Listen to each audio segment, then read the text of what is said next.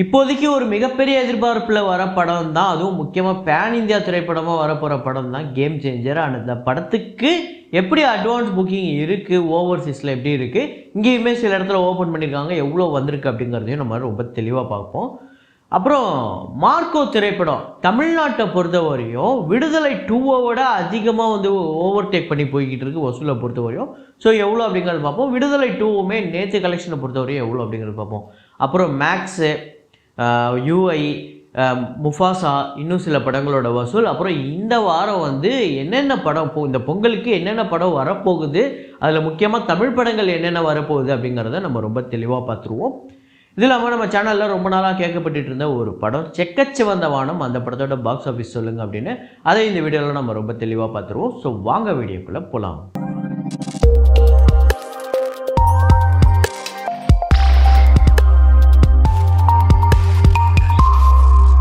நேற்று வீடியோவில் ஒரு ஃப்ரேம் ஒன்று வச்சு அதில் கேரக்டர்ஸை மட்டும் சில் அவுட் பண்ணியிருந்தேன். அதை நிறையா பேர் கரெக்டாக கெஸ் பண்ணியிருந்தீங்க என்ன படம் யார் அப்படிங்கிறத. அது என்ன படம் என்ன ஆன்சர் அப்படிங்கிறத இப்போ பார்த்துட்டு வாங்க.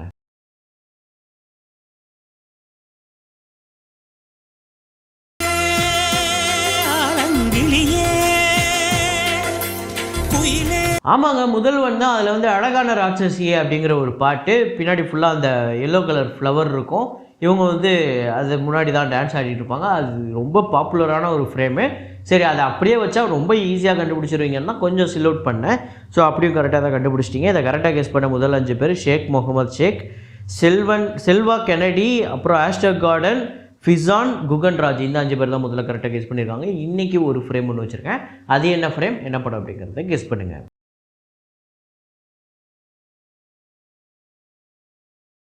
ஸோ இந்த பொங்கலுக்கு நிறையா படங்கள் வருது. உங்களோட ஃபஸ்ட்டு சாய்ஸ் என்னன்னா இப்போ கேம் சேஞ்சர் ஒரு மிகப்பெரிய பேன் இந்தியா, ஒரு பக்கம் வந்து சங்கர்.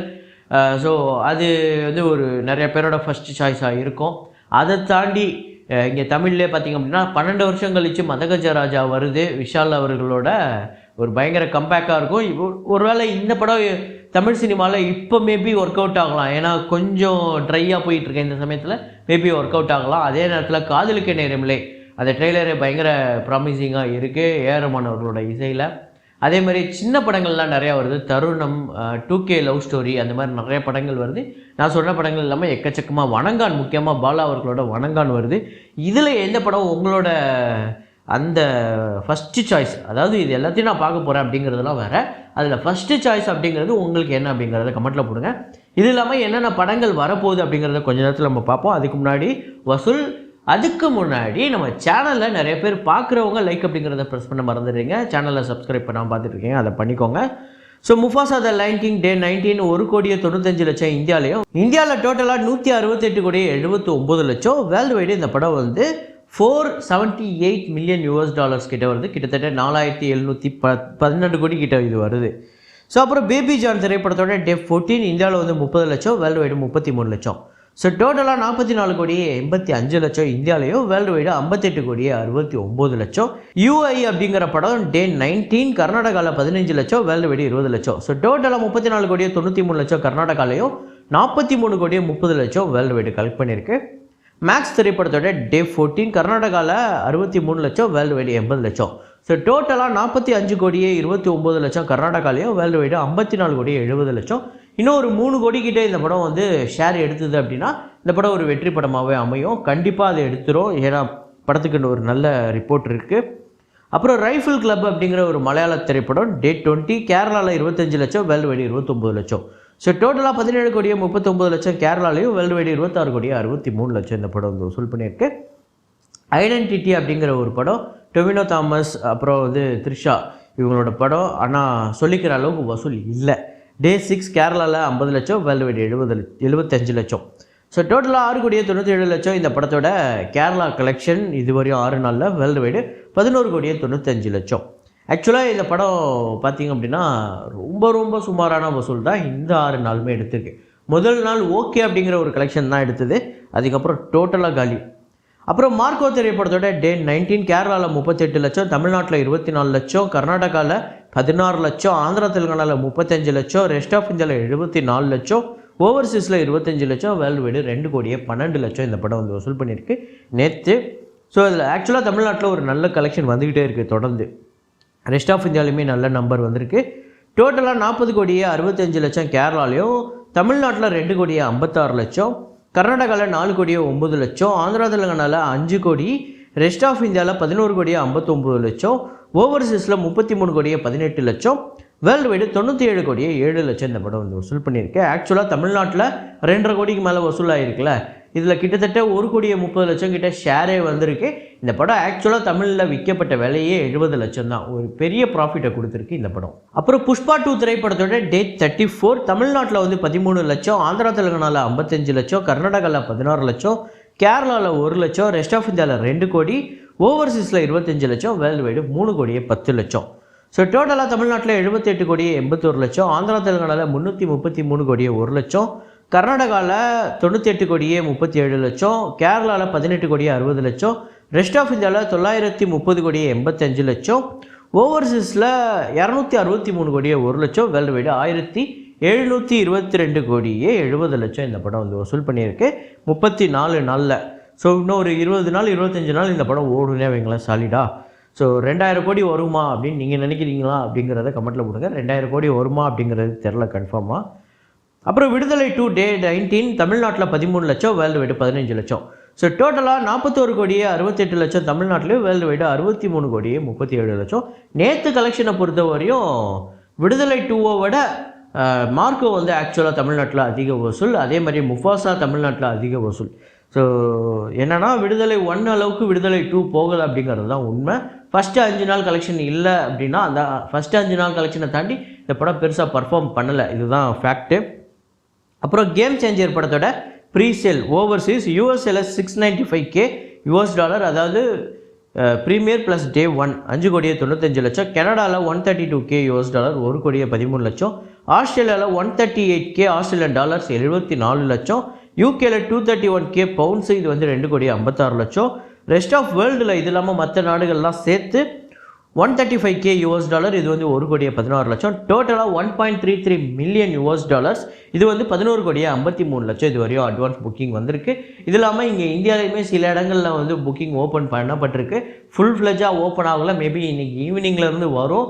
நான் பார்த்த வரையும் நம்ம டேட்டா எடுக்கிற வரையும் அதுக்கு வந்து பெருசாக புக்கிங் எதுவும் இல்லை. தமிழ்நாட்டில் பார்த்திங்க அப்படின்னா கொஞ்சம் இடத்துல ஓப்பன் பண்ண இடத்துல வரையும் ஒரு 13 லட்சம் கிட்ட வந்திருக்கு.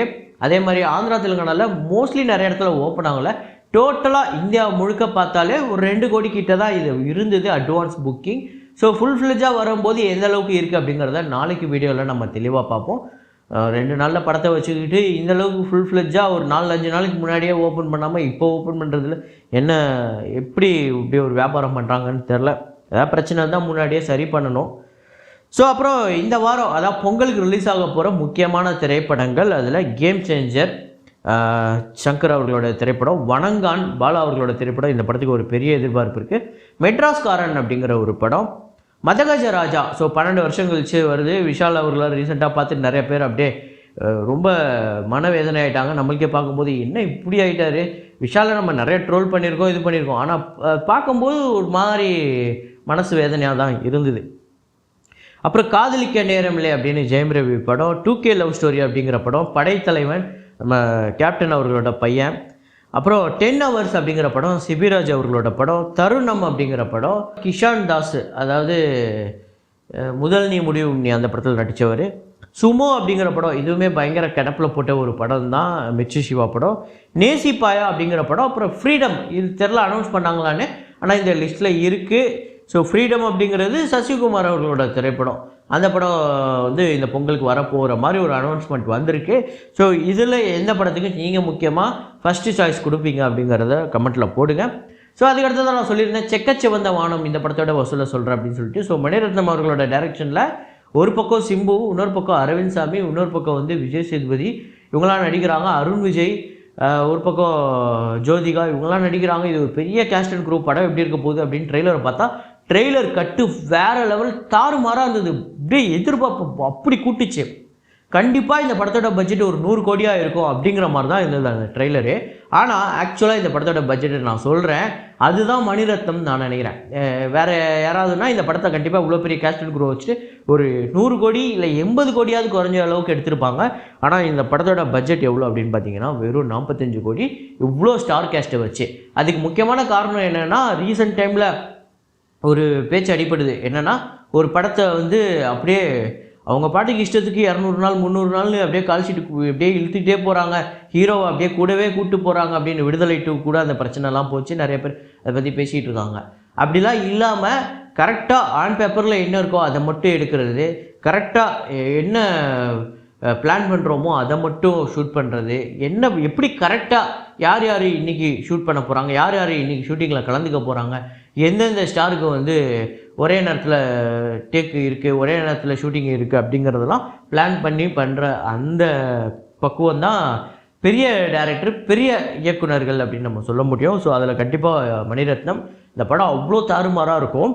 தமிழ்நாட்டில் இந்த படம் 48 கோடியே 20 லட்சம் வந்து வசூல் பண்ணியிருக்கு. கேரளாவில் 3 கோடியே 60 லட்சம், ஆந்திராவில் 4 கோடி, கர்நாடகாவில் 5 கோடியே 20 லட்சம், ரெஸ்ட் ஆஃப் இந்தியாவில் 1 கோடியே 10 லட்சம், ஓவர்சீஸில் 31 கோடியே 55 லட்சம், வேர்ல்டு வைடு 93 கோடியே 65 லட்சம் இந்த படம் வந்து வசூல் பண்ணியிருக்கு. கிட்டத்தட்ட ஒரு 100 கோடி கிட்ட போயிட்டு நின்றுச்சுன்னு வைங்களேன். பட்ஜெட் 45 கோடி, தியேட்டர்கள் ரைட்ஸ் 35 கோடி, ஷேர் பார்த்திங்க அப்படின்னா 47 கோடியே 90 லட்சம்.